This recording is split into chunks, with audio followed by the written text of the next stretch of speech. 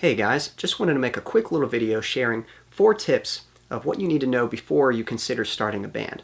So the first thing you need to ask yourself is, are you doing this band just for fun, or are you hoping to make a career out of it? That's very important, because if you just want to do it for fun, then great, that's it, go do it for fun. It is a lot of fun, just getting with some friends and writing some songs and get some gigs and perform. It's a lot of fun. So if that's all you want out of it and you're not really worried about if anything comes out of it or not, then go and do it. But if you're secretly hoping, like, yeah, we're just doing it for fun, but I kind of hope like maybe we get some traction and maybe things get big. If you're secretly hoping, I think you really just need to be honest with yourself and say, hey, I want to make a career out of this, because if you want a career, it takes a lot of focus, and it takes a certain amount of discipline and a bit of strategy that you need to consider. You definitely don't want to just wing it. And so that's what I want to help you with today. So if it's just for fun, go have fun. If you want to make a career out of it, then you need to consider this next thing. Before you consider committing to a band, I would recommend collaborating first. And here's what I mean by that. Your initial thought might be, okay, I'm just going to get my friends and we'll get together, we'll start writing songs, we'll make a band. But sometimes friends don't necessarily make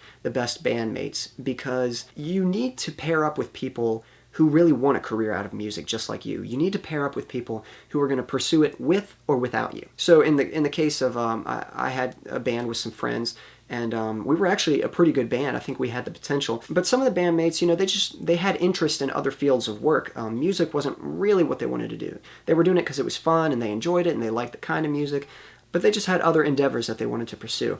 And there's nothing wrong with that. But for you as a musician, you're going to have a much easier time if you start off pairing yourself up with other people who are also pursuing a career in music. But don't just pick anyone. Don't just talk to someone and they say, oh yeah, I'd love to be in a band, you know. You need to kind of feel it out first. So before you commit to a band, just collaborate. Just find someone and say, hey, you want to try writing a song together, and just kind of get a feel for what it's like working with them, and pay attention to, like, make sure you're doing your part, and then are they doing their part, and make sure, you know, are they rescheduling with you? Like if they get busy, they're like, oh man, I can't do it today, but maybe we could do it this week. You know, are they rescheduling, or are they just always postponing and never getting back to you? Because that can be kind of a dangerous situation. You might be working with someone who they say they want to be in the band, but their actions show that they have other priorities, and even if they really want to be in the band, maybe they're not set up in a situation where they can do it, and it's kind of holding you back. So a way to kind of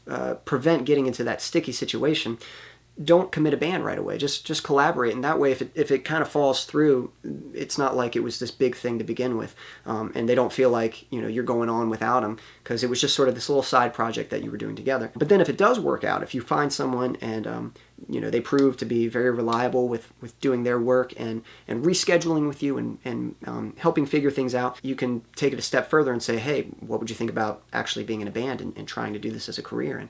And then you two can go from there and just rinse and repeat till you have enough band members. So once you have a couple musicians that you can play with and write music with, the next thing you need to realize is, by pursuing a career in music, you are in the music business. And a lot of times as musicians, we want to think all about the music and not the business side of it. And it's kind of a scary word. Even for myself, I kind of stayed away from the business side of things. I didn't really want to know because it was scary. So I just want to encourage you guys, don't be afraid of that word. Don't be afraid of business.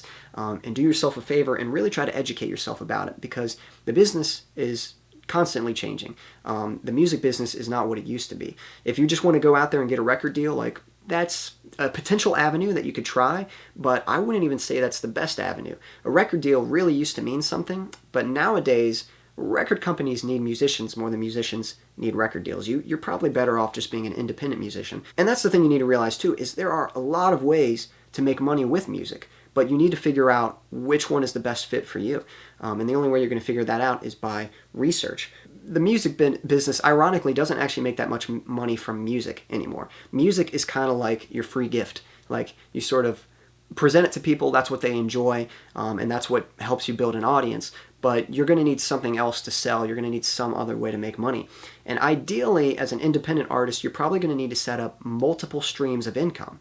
If you've never heard that phrase before, what that basically means is, unlike other jobs where you do the work and you get paid and that's it, you're just getting that one stream of income, as a musician or an entrepreneur, ideally you're probably going to do a job and get some money from that, and then have this other stream of income that you'll set up, and you're getting a little bit of money from that, and another one, and so you have multiple sources of income, and each one alone might only be making a little bit of money, but collectively they're making you a large sum that you can live off of. So an example of this, again, you're probably not going to make that much money off of your music, but you might make some money from doing live shows, from ticket sales and such, and you'll probably make a lot of money from merchandise, especially as you build up the fan base, selling like t-shirts and things like that. You could even have like a little tip jar. You might get a little bit of money from that. If you're online, building up a fan base, sending them back to like a YouTube channel or something, you could try things like Patreon, where your fans are supporting you, and depending how you go about doing that, you could potentially make a lot of money with something like Patreon.